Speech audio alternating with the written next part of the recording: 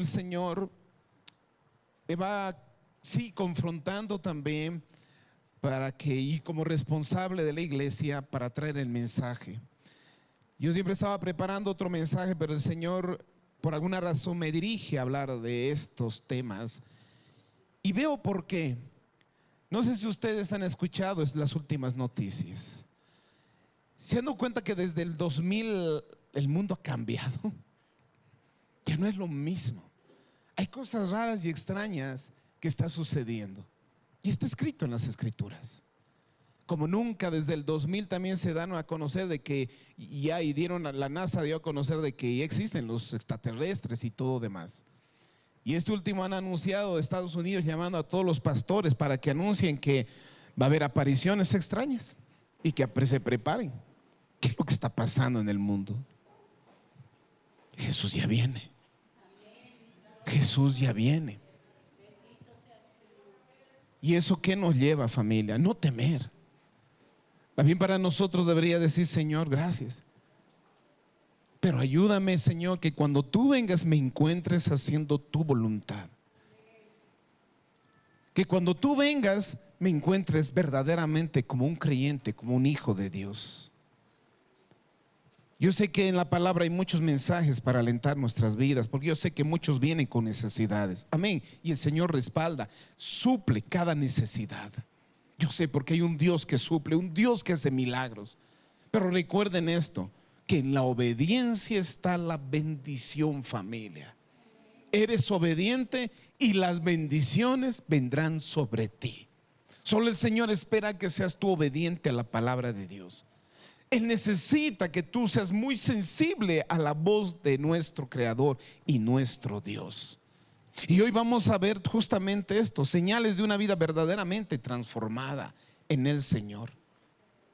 En Colosenses 1 dice: para que andéis como es digno en el Señor, agradándole. ¿En qué dice? En todo. Escuchen bien, primero dice andéis, después dice que seas digno, después dice agradándole en todo, y después dice llevando fruto en toda obra, buena obra, y creciendo en el conocimiento de Dios. Aquí la palabra mismo nos dice para que andéis. La palabra andar en la Biblia representa una conducta diaria, un estilo de vida del creyente, las decisiones constantes que tomamos cada día en esta vida. No habla de momentos espirituales aislados, sino de una dirección continua de vida, es decir, un estilo de vida, un estilo real y verdadero a como Dios manda. Pablo enseña que la fe cristiana no es solo creer doctrinas, es caminar diariamente bajo el carácter de Cristo, bajo el carácter, ser transformado por el Espíritu Santo. Y dice la palabra también como es digno del Señor. Esta palabra digno no significa que nos ganamos el amor de Dios. Nadie puede merecer la gracia de Dios. La idea aquí, Pablo dice que vivir de una manera coherente con aquel a quien perteneces. Tú sabes quién es Dios y quién es Jesucristo y quién te llamó. Sabes quién Él, y conforme lo que crees, conforme lo que adoptas, asimilas, tú vives tu vida en esta tierra. Eso es lo que está diciendo Pablo. Por eso dice: como un embajador representa a su tierra o a su país, el creyente representa a Cristo en esta vida. Santo Dios. Por eso implica del creyente que el creyente debe asumir todo con toda integridad, humildad, obediencia, amor, santidad y justicia en el caminar como creyente. Por eso hay preguntas que podíamos hacer, y hoy vamos a reflexionar mucho, familia. Vamos a reflexionar mucho cómo están nuestras vidas. Mi vida refleja el carácter de Jesús. Mi vida está reflejando el carácter de Jesucristo. Estoy siendo transformado para reflejar ese carácter. Desde que he llegado a Cristo, mi vida ha sido verdaderamente transformada, santo Dios. Porque la palabra, Pablo dice, agradándole en todo. Aquí Pablo eleva el estándar espiritual. No dice agradar a Dios en algunas áreas solamente, o solo en la iglesia, o solo en público. Dice en todo. Trabajo, en mis relaciones, en mis pensamientos, en mi diario vivir, en mi vida privada. La vida espiritual bíblica no está separada de la vida cotidiana. Nosotros somos aquí como somos afuera. Nosotros debemos vivir una vida íntegra a todo momento. Y también cuando dice aquí, agradándole a Dios en todo, aquí también viene una verdad. Y es el centro de que ya no soy el yo, sino es Él. La cultura humana siempre se pregunta, ¿qué es lo que me puede hacer feliz? ¿Qué es lo que puedo o lo que quiero hacer? Pablo aquí cambia ese enfoque en que ahora vivir agradándole al Señor, dice, en todo.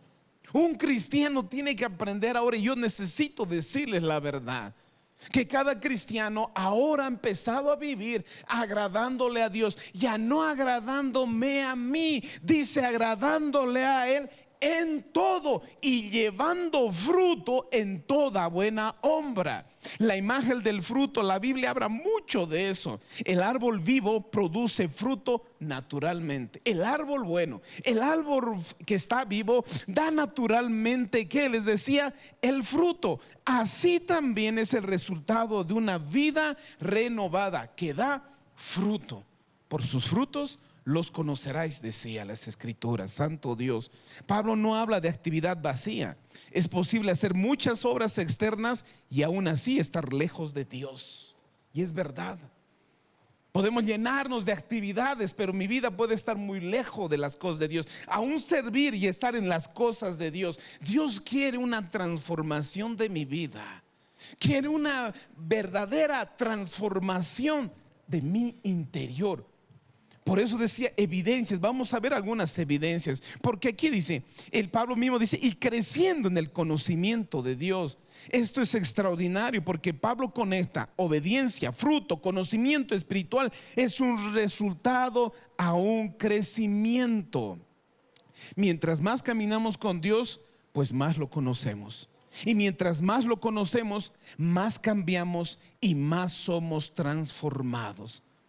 La única forma de ser transformado es tener una relación íntima con nuestro Señor Jesucristo.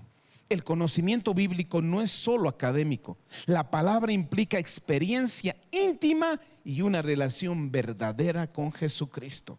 Porque nosotros podemos saber mucho de conocimiento, pero estamos muy lejos de saber o conocer la práctica. Podemos hablar del amor de Dios, pero verdaderamente para hablar se requiere experiencia. Para hablar del perdón, yo puedo contraer conceptos del perdón, pero yo ¿cómo puedo hablar verdaderamente del perdón? Solo si yo he experimentado en mi vida de haber perdonado verdaderamente una ofensa.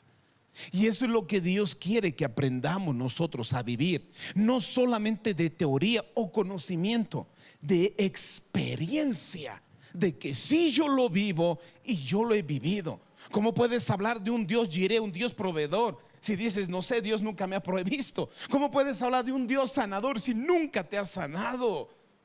Ahí es donde nosotros debemos, por eso dice, somos testigos del Señor, testigos de Jesucristo, que lo que hemos experimentado, solo damos a conocer, santo Dios.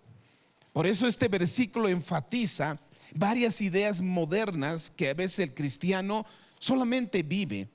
El cristiano solo intelectual, solamente conocer la palabra, me lleno de la palabra, saber bastantes versículos, pero tienes que saber que no basta suficiente con eso. El conocimiento debe producir transformación en la vida de un creyente. No solo conocimiento, debe haber una transformación de vida. O poder creer que la espiritual superficial no se trata solo de emociones religiosas o rituales superficiales. Dios busca una vida completa, alineada con Él.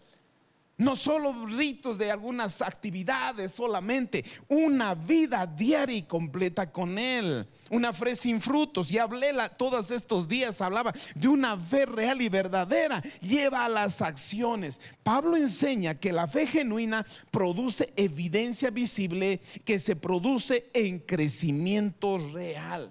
Por eso el verdadero conocimiento de Dios transforma la manera de vivir, produce fruto espiritual y lleva una relación cada vez más profunda. ¿Con quién? Con Dios, con Él. Ese es el fin del Evangelio, ese es el centro del Evangelio. Por eso tenemos que entender, familia, en un tiempo donde muchos confunden la emoción con transformación, es necesario entender que una vida verdadera cambia por Dios, produce evidencia visible. No se trata solo de palabras, sino de frutos. La transformación espiritual no es momentánea, es continua. No es solo un tiempo, es continua. He llegado al Señor y eso se ve de más y más y más. Y si así manifestar el carácter de Cristo en mi vida.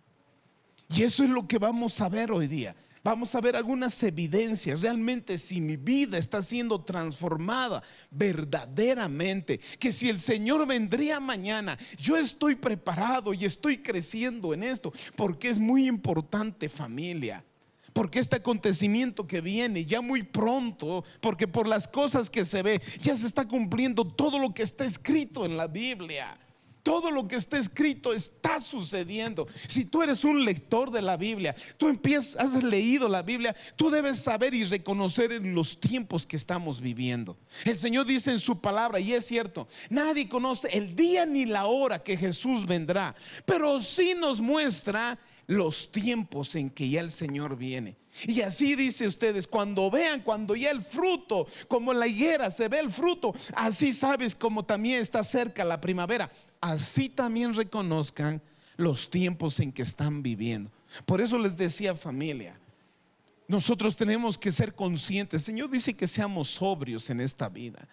Todo acontecimiento es bien raro en esta sociedad, bien rara. Hay cosas que a veces antiguamente no se veía, hace años no se veía, parecía algo extraño y estamos viviendo. ¿Por qué? Porque nosotros sabemos que se está preparando ya para un reino, un gobierno, una economía, una religión, una política.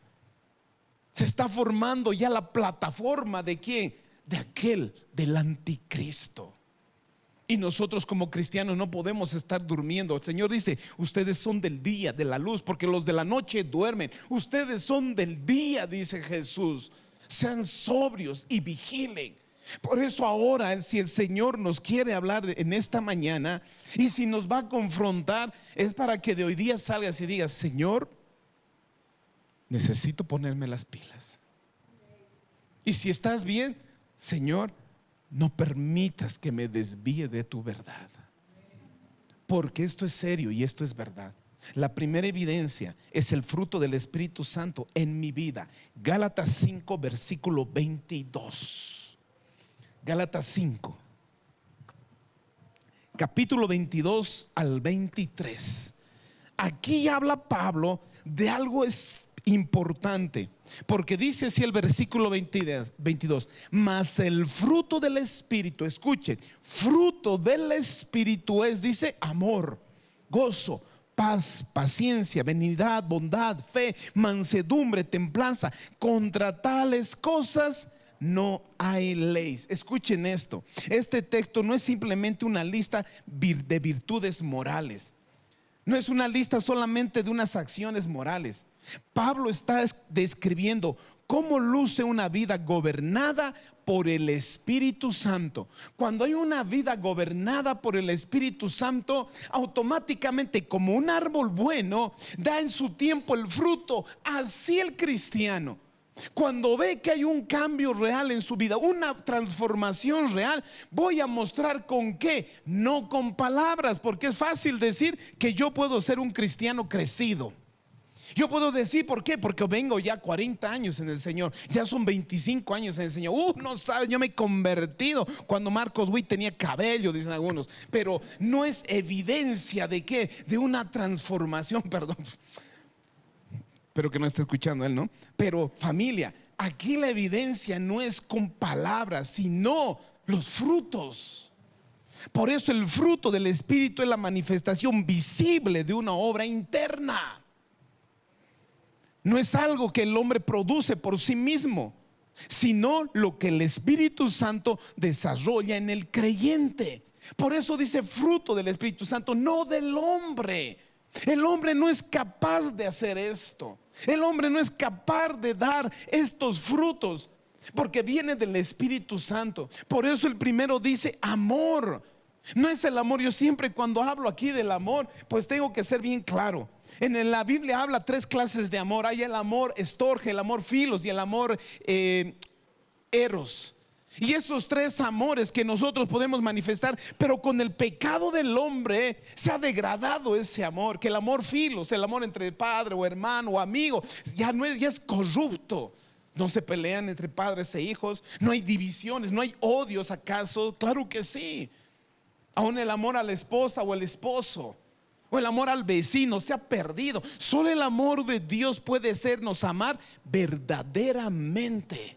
Porque ese amor no se encuentra en las películas o lo que nos dice Hollywood, nada. El amor bíblico siempre busca el bien del otro. El amor de Dios es sacrificado. El amor de Dios es que perdona, permanece aún cuando tiene que costar.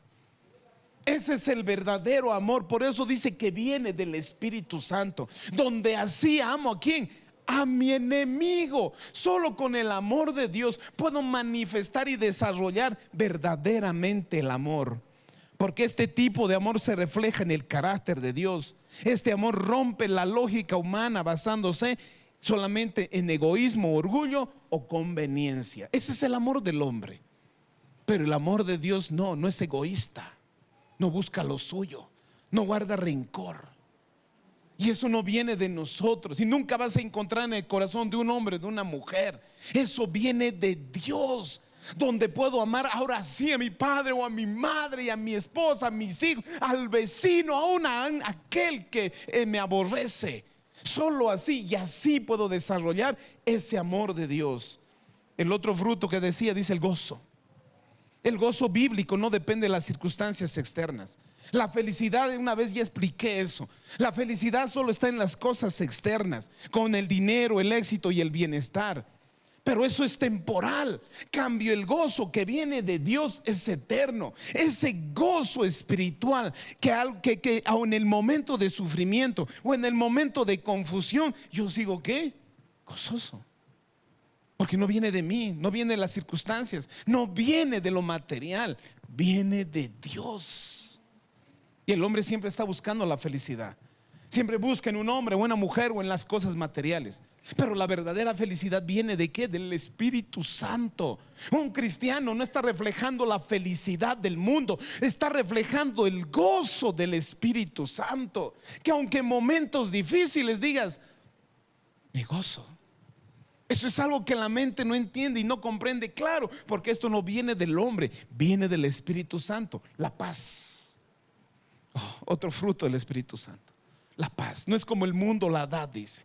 El mundo también, la paz que da solo es temporal. Cambio, la paz que Dios da es realmente eterno. Porque la paz bíblicamente significa armonía interna, un descanso del alma, una reconciliación con Dios. Santo Dios, es una estabilidad en medio del caos.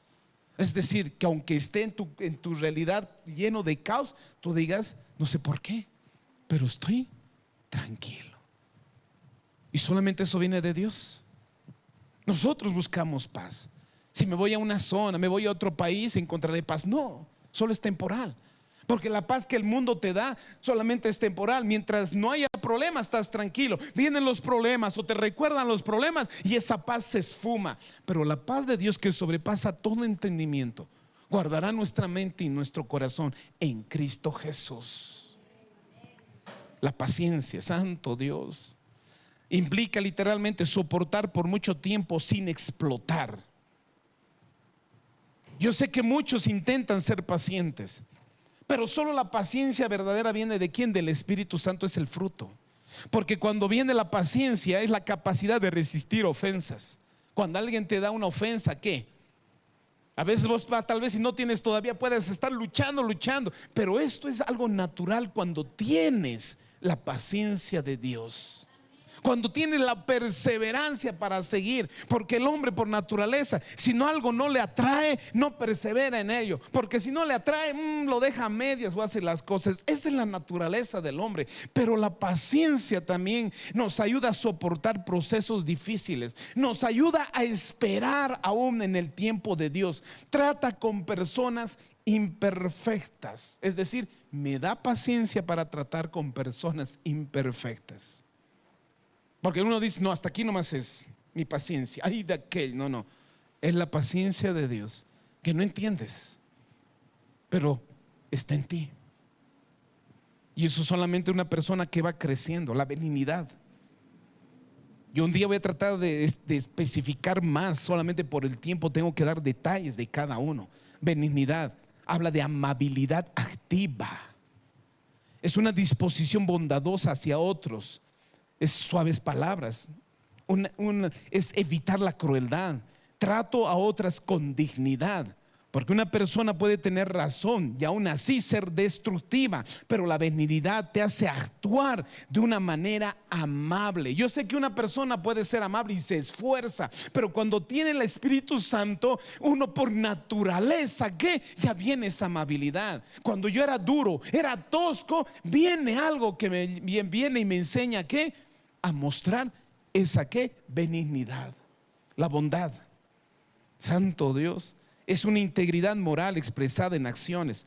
No solo es ser agradable, sino cuando es bondadoso, es hacer lo correcto, a actuar con rectitud, ayudar activamente a otras personas. No hace nada malo. La bondad bíblica tiene pureza y justicia. Nadie por sí solo puede ser bueno.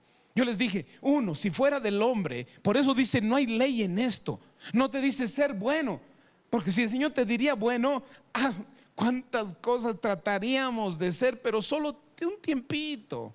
Y seríamos buenos con las que merece. Ese merece ser bueno, pero Él no. Ni bondad no, pero la bondad de Dios me ayuda a ser bueno. ¿Con quién? Con todos. El hombre por naturaleza no puede ser bueno. Solo por el Espíritu Santo puedo yo llegar a tener paciencia y misericordia con los demás.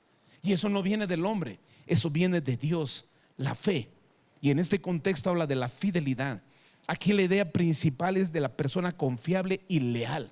Una persona llena del Espíritu Santo cumple su palabra. Lo que dice lo cumple. Permanece firme en sus convicciones y en sus promesas. Es constante sin cambiar de opinión.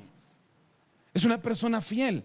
Es una persona como que juró toda la vida el amor a una mujer, la va a mantener hasta la muerte, tanto el hombre como una mujer.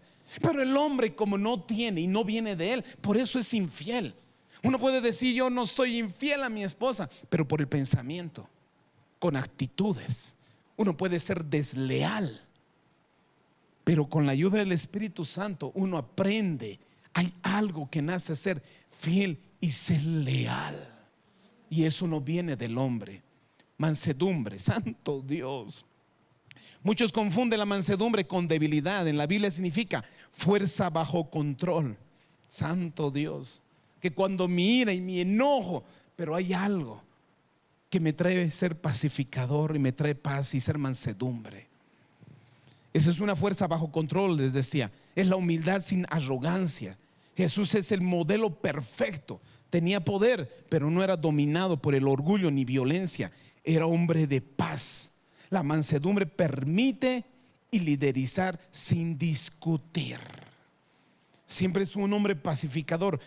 Trae paz. Es manso. Y eso no viene del hombre. Eso viene ¿de quién? Del Espíritu Santo. Y el último, la templanza. Dominio propio. Santo Dios.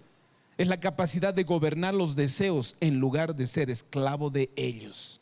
Incluyo control total ¿de qué? De mis palabras, impulsos, emociones, apetitos, mi sexualidad, mi ira. La libertad verdadera no es en hacer todo lo que quiero. La Biblia enseña que libertad real es tener poder para no ser dominado por los deseos o emociones o mis pensamientos. Antes nosotros nos dirigíamos y tomamos decisiones por lo que sentimos o por nuestros gustos. Pero aquí el Señor dice que por el Espíritu Santo nos llena ¿de qué? De dominio propio, donde yo puedo controlar mis pensamientos, mis palabras, mis sentimientos, mis emociones. Yo siempre les digo, nosotros somos mundos de emociones. Eso no significa que al venir a Cristo nos volvemos robots sin sentimientos. No, no, no. Sino que ahora ya no me gobiernan mis emociones y mis pasiones.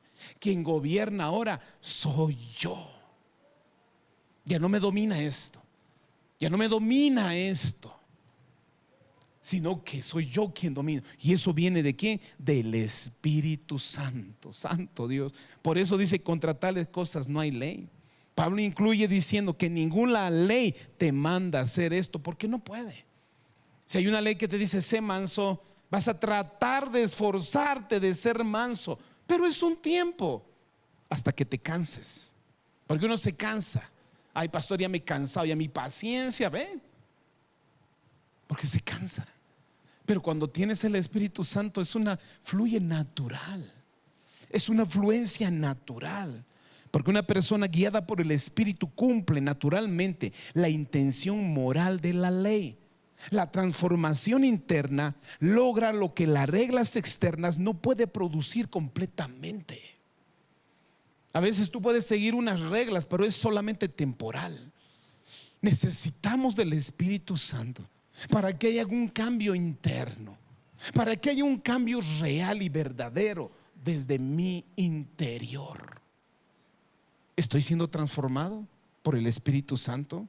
Santo Dios. Porque esta enseñanza profundiza el cristiano mismo.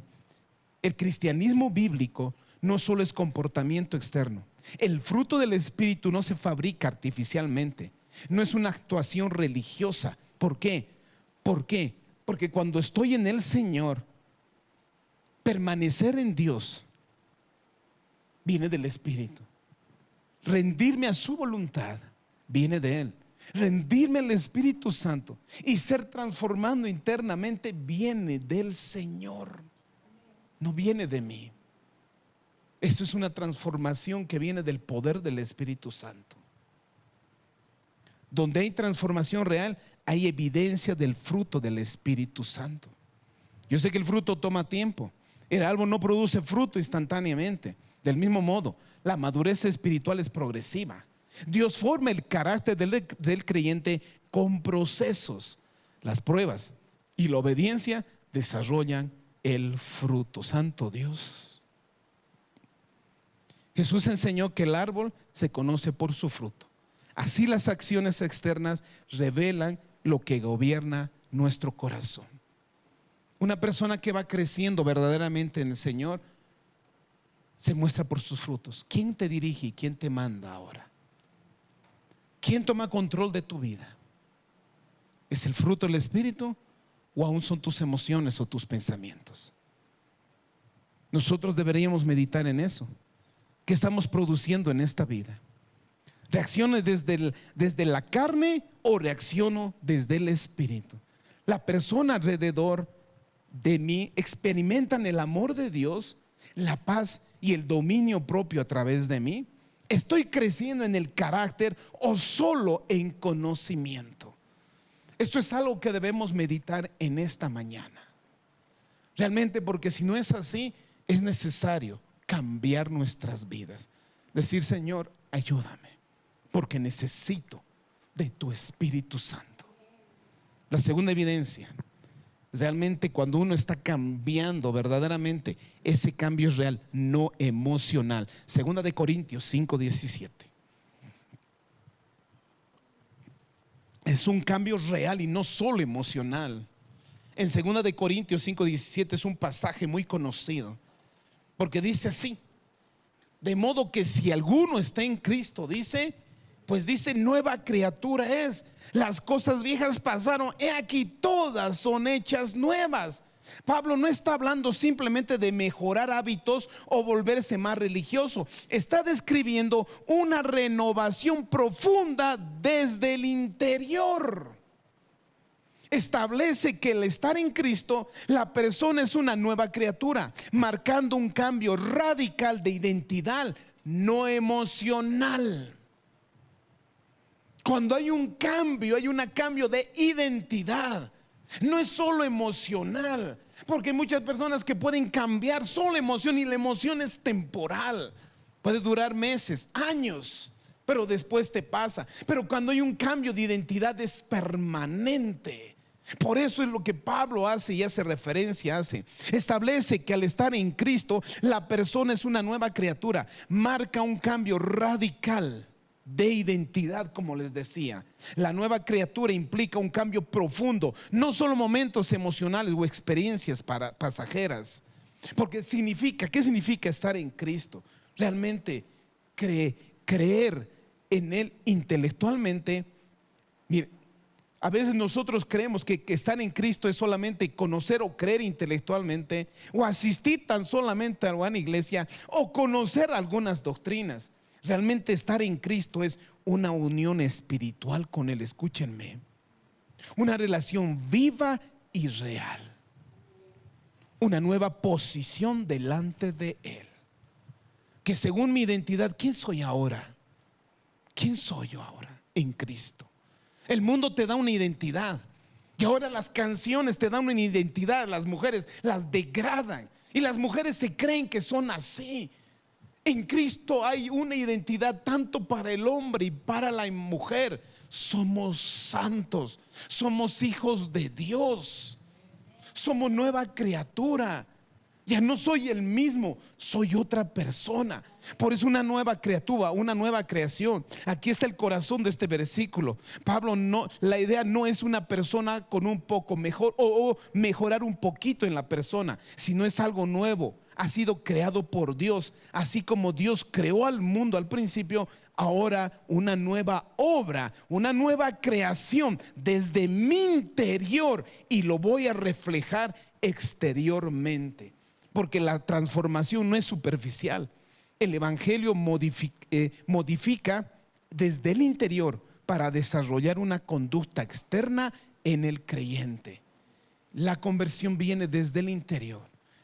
El Espíritu Santo, porque transforma mi corazón, transforma mi mente, mis deseos, mis prioridades y mi identidad. La persona, aunque en el momento no hay cambio externo, pero espiritualmente ocurre un cambio radical y un resultado transformador desde mi exterior. Primero hay un cambio aquí adentro, que solamente viene por el Espíritu Santo, y en su tiempo yo voy a dar fruto y voy a dar a conocer. No solo es una emoción, sino una transformación real y verdadera, una verdad profunda. El evangelio no es un automejoramiento. Este versículo destruye la idea en el cristianismo simplemente una disciplina moral o un esfuerzo humano o convertirse en buena persona. Pablo no está hablando eso, está hablando de una resurrección espiritual. La humanidad caída no necesita solo educación moral, necesita nueva vida. No puedes tú cambiar así tu naturaleza solo con unos aspectos morales. Debes cambiar desde el interior. Por eso dice que Cristo es nueva criatura. No es ya una persona que se rige por principios emocionales, sino es una nueva identidad. Pablo enseña que la persona en Cristo recibe una nueva naturaleza espiritual, una nueva dirección, una nueva relación con Dios. Antes yo amaba el pecado y el mundo, ahora amo a Dios y su santidad. Santo Dios. Eso significa que el cambio verdadero ocurre en el centro de la persona. No es solo decir me siento diferente, sino estoy siendo transformado. Una persona que tiene el Espíritu Santo no solo dice me siento diferente, sino ya no soy el mismo. Antes hacía esto, ahora ya no sé. Algo hay en mí. No sé cuántos han vivido eso. No sé cuántos han pasado a decir antes era así, ahora ya no. Estoy viendo una transformación. Una persona puede emocionarse un día y decir voy a cambiar, pero después vuelve a los mismos hábitos, la misma ira, el mismo egoísmo, la misma esclavitud del pecado. ¿Por qué? Porque el cambio emocional puede inspirar, pero no necesariamente renovar el interior. Por eso tiene que ser algo contundente y real, no emocional. Un cristiano emocional solo es temporal. Porque si es un cristiano emocional, solamente está mientras todo esté bonito, todo esté emocional, mientras mis emociones estén. Pero una persona transformada es por principios y convicciones. ¿Cómo se ve el cambio real? Decisiones constantes, no temporales. Nuevas prioridades, no lo que siento o me gusta ya, sino un dominio propio. No lo que ya mis emociones pueden dirigirme, sino una perseverancia a pesar de lo que puedo sentir. Una obediencia aún cuando no hay emoción. Una transformación del carácter. El verdadero cambio se revela especialmente cuando desaparece la emoción y la persona sigue caminando con Dios. Porque mientras me va mal, puedo cambiar de opinión. Porque mientras todo esté bien y estoy feliz, puedo ir agarrado en la mano de Dios y puedo ser fiel. Porque las emociones cambian. Pero una persona transformada que ha cambiado su identidad, pues tiene principios. Santo Dios. Por eso dice, las viejas cosas pasaron. Pablo aquí muestra una evidencia concreta del cambio real. No significa perfección inmediata, pero sí una ruptura con la vieja vida. El cambio emocional solamente es: me siento diferente hoy. Hoy día me siento diferente. Puedes sentir emociones intensas sin perseverancia, palabras sin obediencia, inspiración sin disciplina, deseo de sentir pero no de rendirse a la verdad. Cuando hay un cambio real, hay patrones que comienzan en nuestra vida. La mente es nueva, el pecado ya no me domina y hay un crecimiento auténtico. La transformación verdadera se refleja en el carácter, no solo en sentimientos. Muchas personas creen: si no siento algo fuerte, Dios no está obrando. Seguimos todavía nosotros dirigiéndonos por lo que sentimos y no por los principios o la palabra de Dios. El creyente debe examinar si su cambio es constante o solamente es emocional. Porque las emociones no son confiables. Hoy puedes jurar y prometer que puedes venir y congregarte y servir al Señor, pero mañana puedes despertar y no tienes ganas de hacer nada. Y hay muchos cristianos que solamente son emocionales. No hay un cambio real, no hay un cambio de identidad. Y eso nos debería a nosotros realmente hoy tomar atención a eso. Porque les dije, la transformación ocurre desde dentro hacia afuera. El corazón es transformado, luego los pensamientos, luego mis acciones y luego mi manera de vivir son transformados. Santo Dios. Por eso podemos preguntarnos: ¿mi fe depende solamente de las emociones? ¿Estoy creciendo incluso cuando no siento emociones fuertes? ¿Hay cambios reales en mi carácter? ¿Estoy siendo transformado o solo inspirado momentáneamente? ¿Solo me inspiro o solo actúo cuando estoy inspirado? El fruto tarda en crecer, pero es evidencia de cambio real. El fruto se reconoce con el tiempo, no es algo momentáneo, pero en el tiempo hay evidencia de transformación. ¿Realmente nuestras vidas son consistentes o es inestable? ¿Mi vida espiritual es consistente o es inestable? Porque el Señor viene, familia. Yo debo aquí estar seguro y decir: Señor, solamente he sido emoción, porque Jesús habla de las emociones. Hay muchos pasajes que hablan que personas que han escuchado alegremente, pero viene el afán, vienen los problemas, vienen las circunstancias y se alejan y no dan fruto. Santo Dios. Por eso la emoción no es bueno. No es bueno, porque cambia. Hoy me puedo sentir bien y mañana mal. Y el cristiano, hay muchos cristianos que solamente son emocional, que mientras hayan tal vez prédicas que te alienten, te animen, está bien, pero cuando hayan palabras así como las que estamos escuchando, lo puedo recibir bien o lo puedo recibir mal. El cambio debe ser real. Mi cambio debe cambiar y debe ser mi identidad diferente. La otra evidencia, santo Dios, cuando realmente está habiendo un cambio real en mi vida, pues en el verdadero cristiano hay un rechazo al pecado. Romanos 6, capítulo 6, versículo 1 al 2. Romanos 6, del 1 al 2. La palabra del Señor dice así: ¿qué pues diremos? ¿Perseveraremos en el pecado porque la gracia abunde? En ninguna manera. Por los que hemos muerto al pecado, ¿cómo viviremos en él? Santo Dios.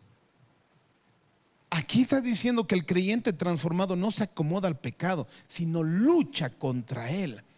Aquí Pablo responde a una pregunta peligrosa: si Dios da gracia abundante, entonces ¿podemos seguir pecando libremente? Pues la respuesta es: en ninguna manera. No debería ser así. Perseveraremos en el pecado, está diciendo. Perseverar implica continuar voluntariamente en el pecado, permanecer todavía en el pecado, vivir habitualmente todavía en el pecado. Un cristiano ya no debería hacer eso. Un verdadero cristiano ya no continúa voluntariamente en el pecado, ya no debería vivir habitualmente en el pecado. No está hablando de luchas ocasionales o debilidades que tenemos como humanos todavía. Un cristiano sí puede tropezar, lo puede hacer, pero se levanta, se sacude y sigue adelante. No se queda en el pecado. Porque cuando uno es convertido, cuando uno peca, ya no se siente igual, ya no es el mismo, familia. Yo siempre digo, un cristiano verdadero, aunque quiera pecar, se levanta, ya no disfruta como antes tal vez disfrutaba en el mundo. Hay algo que sientes, un pesar, y dices: Señor, no estoy bien. Así fue cuando David pecó.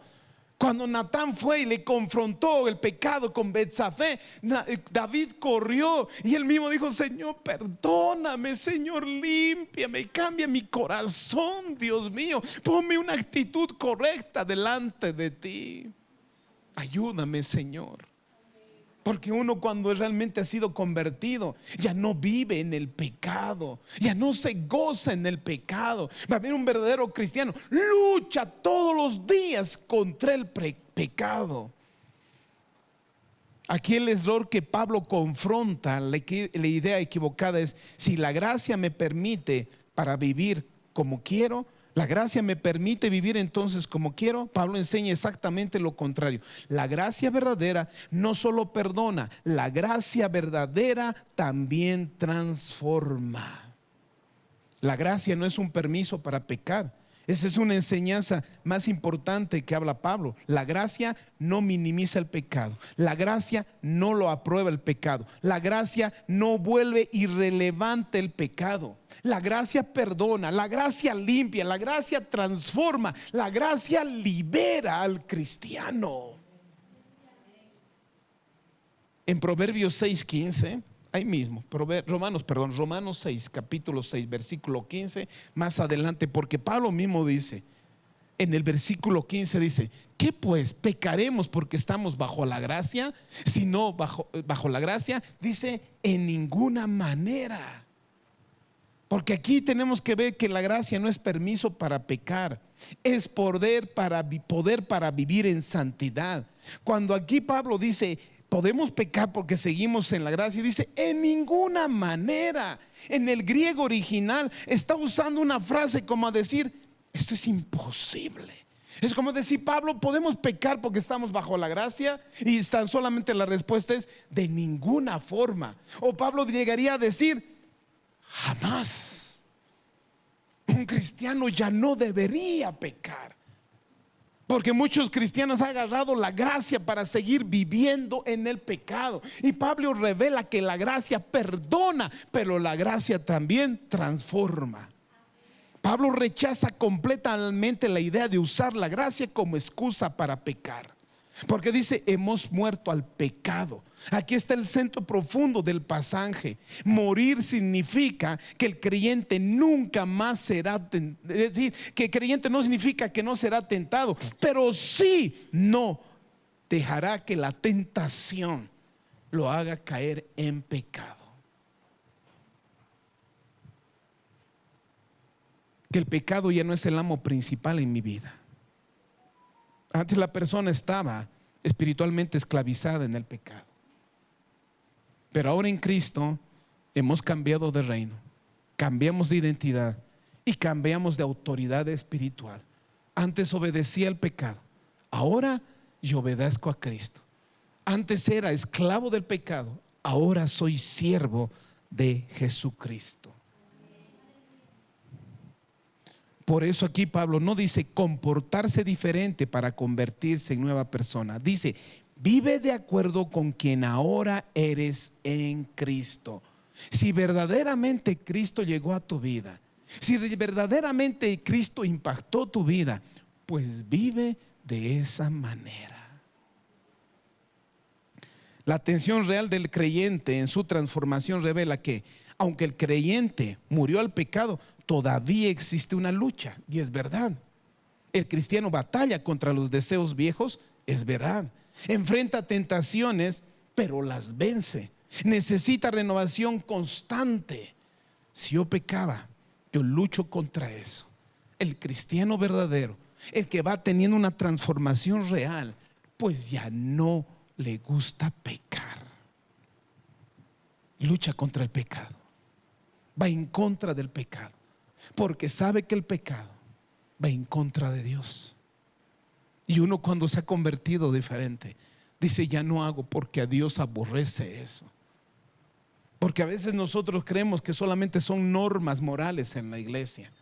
Cuando te dicen vamos a tomar un poquito, no, dice, crees que está mal, pero no sabes por qué está mal. A veces decimos, no, es que estoy con pastillas, no puedo ir hoy día. En vez de decir no puedo. ¿Por qué? Porque yo sirvo a un Dios santo, a un Dios que yo le sirvo y ahora a Él le sirvo. Él me amó y Él dio su vida por mí. Porque es un cambio de identidad, un cambio real, un cambio verdadero, familia. Por eso es una transformación real. Y la transformación real de un verdadero cristiano es que ya empieza a aborrecer el pecado. Porque antes amábamos el pecado y aborrecíamos las cosas de Dios, pero cuando hubo un arrepentimiento verdadero, ahora aborrezco el pecado. ¿Y ahora qué? Amo a Cristo, amo su santidad, amo su palabra, amo la iglesia, amo a los creyentes, porque hay un cambio, una transformación real y verdadera. Ya trato de luchar contra el pecado, trato de luchar contra aquello que me aparta de mi amado, de mi Dios. Y si caigo, pues voy a los pies de Cristo. Porque el verdadero cristiano muere al viejo hombre que anda dominado por el pecado. Tiene una nueva manera de vivir. Pablo no describe un cambio de una emoción pasajera o en un entusiasmo religioso temporal, porque de un verdadero cristiano es una ruptura espiritual profunda con la vieja vida. Santo Dios, vivir una vida apartada es una evidencia de una transformación real. Una vida apartada del pecado es una evidencia real de una transformación en el Espíritu Santo. Primera de Pedro 2:2. Otra evidencia. Uno, cuando está realmente creciendo en el Señor, tiene un deseo de crecer más y más espiritualmente. Miren lo que dice en Primera de Pedro 2:2. Pablo, o digo, mejor dicho, Pedro, aquí dice: desead como niños recién nacidos la leche espiritual no adulterada, para que por ella crezcáis. ¿Para qué? Para salvación. Leamos de nuevo, dice: desead como niños recién nacidos la leche espiritual no adulterada, para que por ella crezcáis para salvación. Aquí Pedro usa la imagen de un bebé recién nacido para explicar cómo debe ser el corazón del creyente hacia Dios y su palabra, para crecer espiritualmente. El creyente transformado anhela lo espiritual y busca crecer. Por eso dice: desead, desead. Esto es muy fuerte en el idioma original, porque es anhela intensamente la palabra de Dios no adulterada. Tener hambre profunda, es decir, desear es buscar con urgencia. Pedro no habla de una fe pasiva o diferente, describe una necesidad espiritual y real. Hambre espiritual, hambre de querer más de Dios, Hambre como el niño necesita así de la leche. Así como el cuerpo necesita alimento para vivir, el alma necesita verdadera espiritualidad para crecer. El bebé recién nacido llora por la leche, la busca constantemente, depende totalmente de ella. El bebé por eso llora, porque él necesita. ¿Sabe una madre que el niño solo para su crecimiento solo necesita en ese momento la leche, nada más? Solo para crecer necesita la leche materna y es suficiente. Así el cristiano, Pablo dice, el creyente para crecer lo que necesita es desear. Así como el niño, santo Dios. Aquí habla de dependencia, de sinceridad, de hambre auténtica. No está hablando no significa una inmadurez espiritual permanente. Pablo usa el ejemplo de un bebé para mostrar cómo debería ser nuestra dependencia en lo espiritual. La sinceridad, porque un bebé no finge el hambre, su deseo es genuino y es urgente para las cosas espirituales. Así uno que ha nacido de nuevo anhela las cosas de Dios, anhela escuchar la palabra de Dios, anhela, llama, tiene un deseo profundo ¿de qué? De crecer y crecer más en el Señor. No dice estoy así nomás bien ahorita y ya estoy tranquilo, sino hay un deseo de seguir más adelante. Una verdad profunda es esto: el crecimiento espiritual no es automático. Nacer espiritualmente no es lo mismo que crecer espiritualmente. Uno puede nacer en el espíritu, pero hay un crecimiento también que parte de nosotros y también del Espíritu Santo. Así como un bebé físico necesita alimento continuo, el creyente necesita nutrición espiritual constante. Muchas veces las personas experimentan emocional inicial, pero no desarrollan profundidad espiritual porque no se la alimentan correctamente. Donde hay vida espiritual hay crecimiento.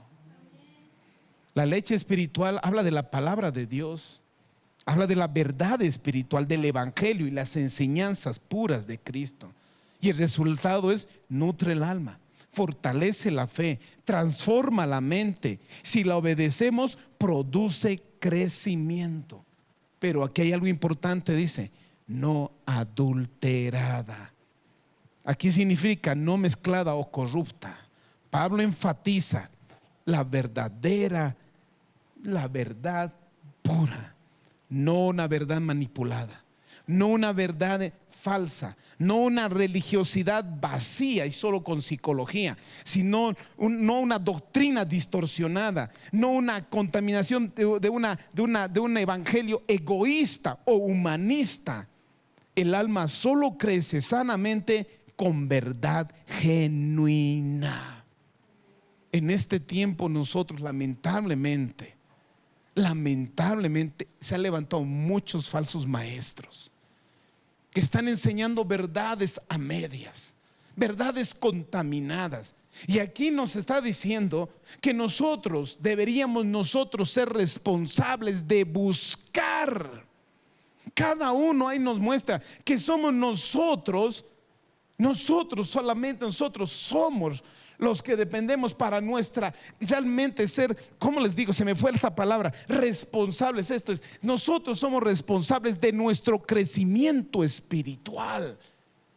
Nosotros somos responsables de lo que yo puedo escuchar y lo que no es necesario para mi crecimiento. Nosotros somos responsables dónde ir para mi crecimiento espiritual. Y eso es lo que está diciendo Pablo. Miren lo que dice en 2 de Timoteo 4:3. Santo Dios. Porque dice así 2 de Timoteo 4:3. Pablo mismo aquí habla. Porque vendrán tiempos, dice, porque vendrán, y la verdad estamos en este tiempo. Vendrán tiempos cuando no sufrirán la sana doctrina, sino que teniendo comezón de oír, se amontonarán maestros conforme a sus propias concupiscencias. Voy a leer otra versión para que se entienda. Llegará el tiempo en que la gente no escuchará más sólida y sana enseñanza. Seguirán sus propios deseos y buscarán maestros que le digan lo que sus oídos se mueren por oír. Santo Dios, No está hablando aquí solo de falsos maestros externos, también revela algo del corazón humano. La tendencia a preferir mensajes que alimenten deseos personales antes que la verdad transformadora. Eso es lo que está hablando Pablo. Por eso dice, no sufrirán la sana doctrina. La palabra aquí, sana doctrina, significa enseñanza verdadera, una doctrina saludable, una doctrina verdadera y espiritual pura.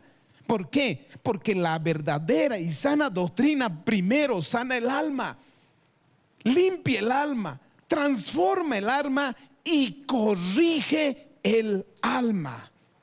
Pero aquí dice, pero habrá tiempos en que no soportarán la verdad.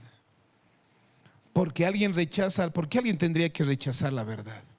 ¿Por qué en este tiempo tendrá que haber personas que rechazan? ¿Por qué? Porque la verdad confronta, porque la verdad corrige, porque la verdad expone el pecado, porque la verdad exige un cambio, porque la verdad llama a un verdadero arrepentimiento.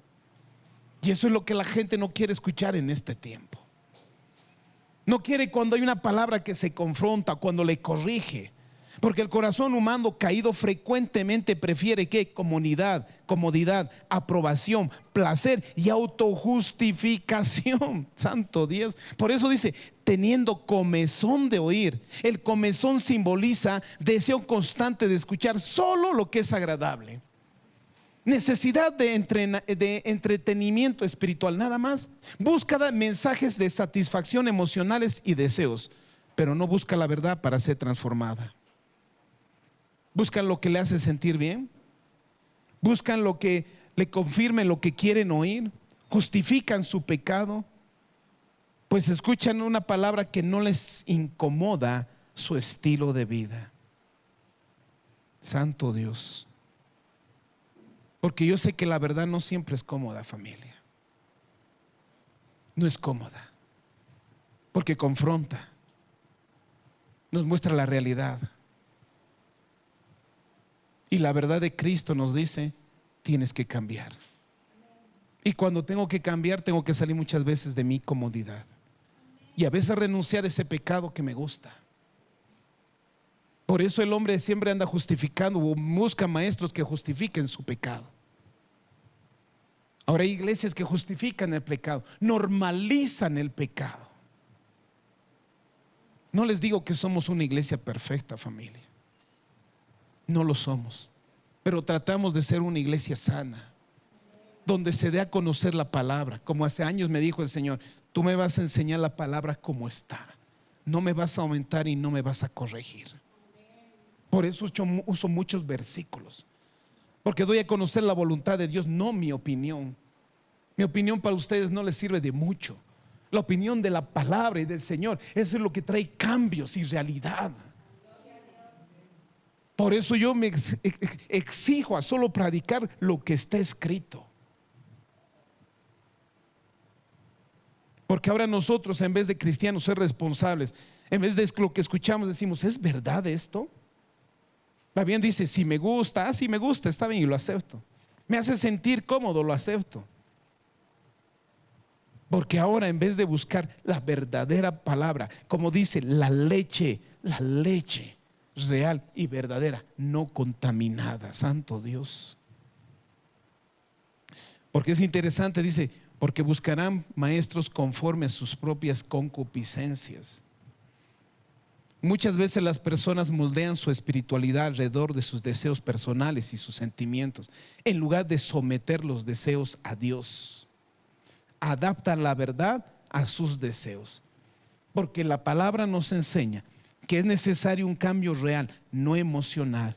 Comezón de oír, buscan solo emociones, mensajes agradables, inspiración temporal, satisfacción emocional. Pero la sana doctrina produce transformación real, confrontación interna, madurez y crecimiento genuino.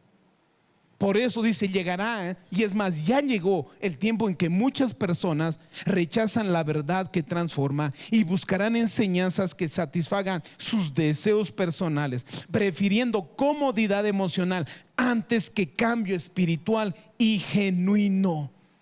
Por eso aquí Pedro dice, no dice, busquen experiencias emocionales constantes. Dice, aliméntense espiritualmente para crecer. Hagan raíces profundas. Tengan una estabilidad espiritual firme. Una transformación duradera que llegue a la madurez. Por eso este pasaje nos invita a preguntar, ¿tengo hambre real de Dios o solo es una intención ocasional? ¿Me estoy alimentando de la verdad espiritual pura? ¿Estoy creciendo espiritualmente o solo acumulo información? ¿Hay transformación constante en mi vida? Este mensaje es para meditar mucho, yo sé.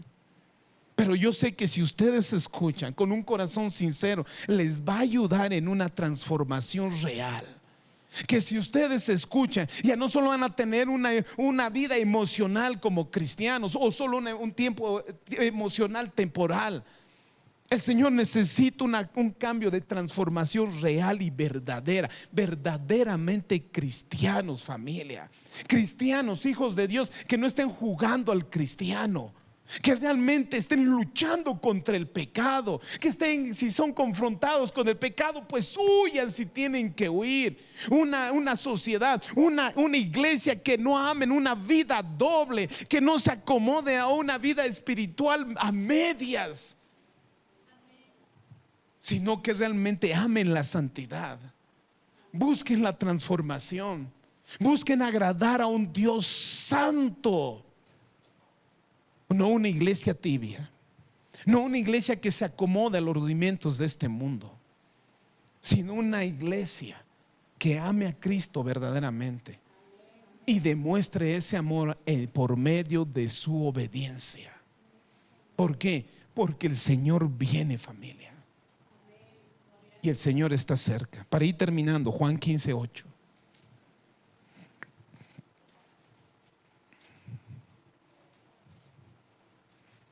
Y dice, miren lo que dice Juan 15:8, dice, y en esto es glorificado mi Padre, escuchen, en que llevéis mucho fruto y seáis así mis discípulos.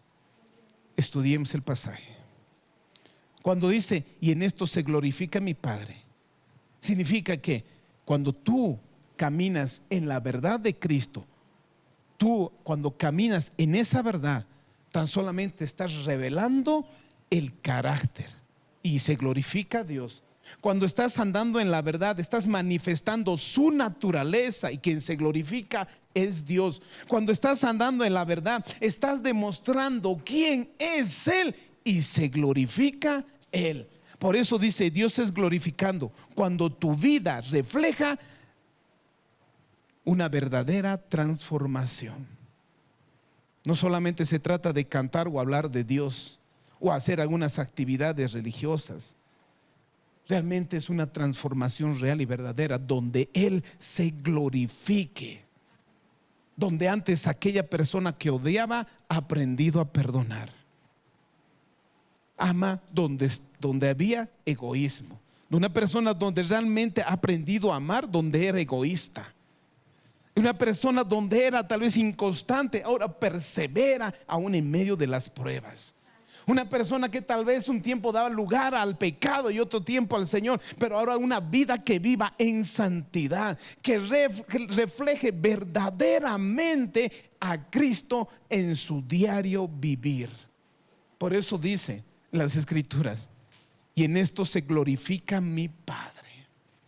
Porque aquí nos muestra mismo que mi vida ahora ya no lo vivo para mí, sino para que Él se glorifique.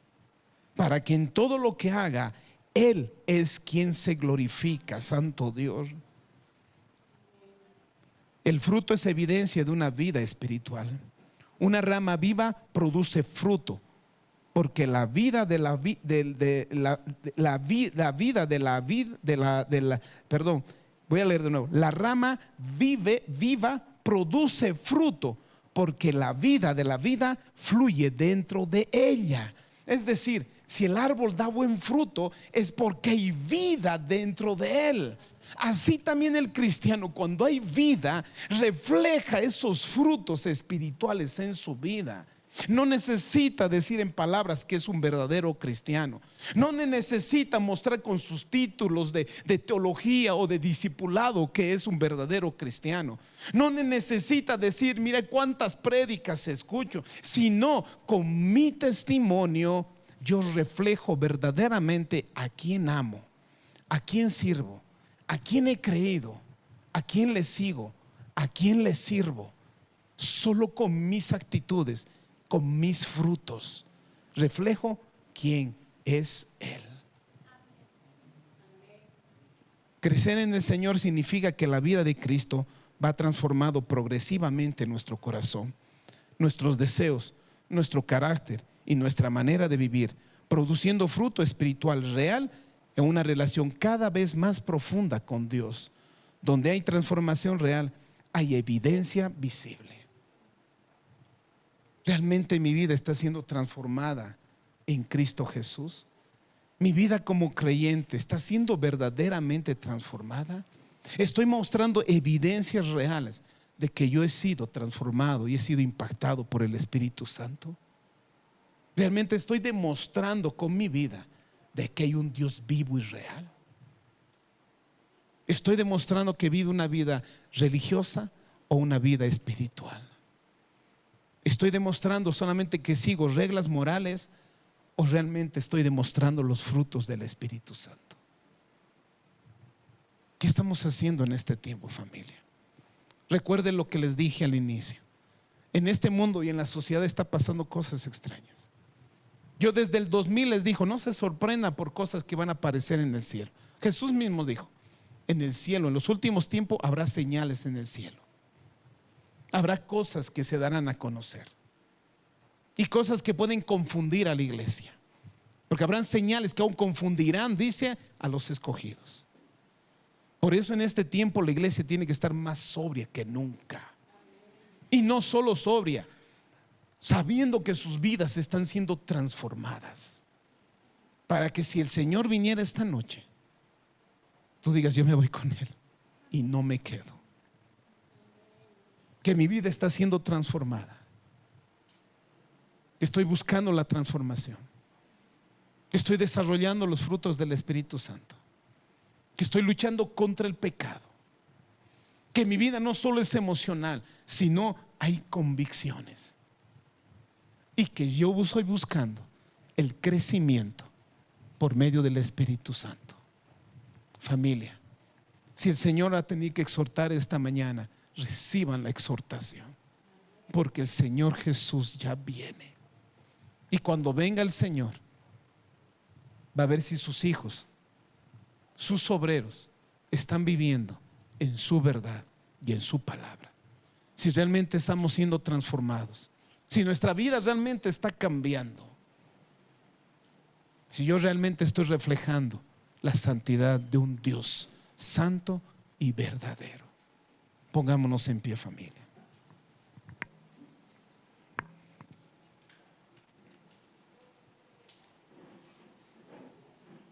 Yo les decía a un principio, yo quería traer otro mensaje en esta mañana, pero el Señor me llevó directamente a que hablara de esto, porque el Señor quiere una iglesia sobria, una iglesia real y verdadera, familia.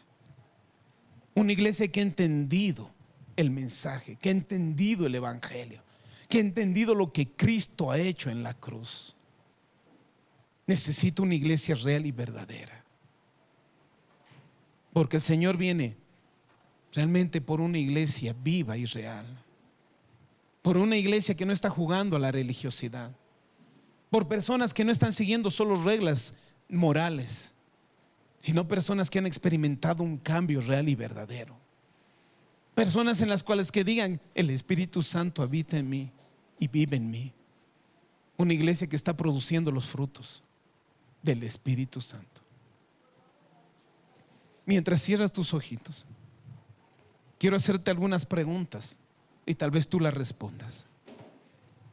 ¿Mi manera de pensar ha cambiado desde que conozco a Dios?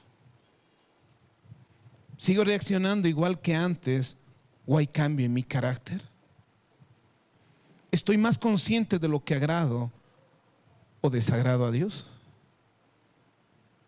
¿Me duele realmente más el pecado que antes? ¿Siento convicción cuando hago algo incorrecto? ¿Busco corregir en mi vida o justifico mis acciones? Solamente tú sabes las respuestas y también el Señor.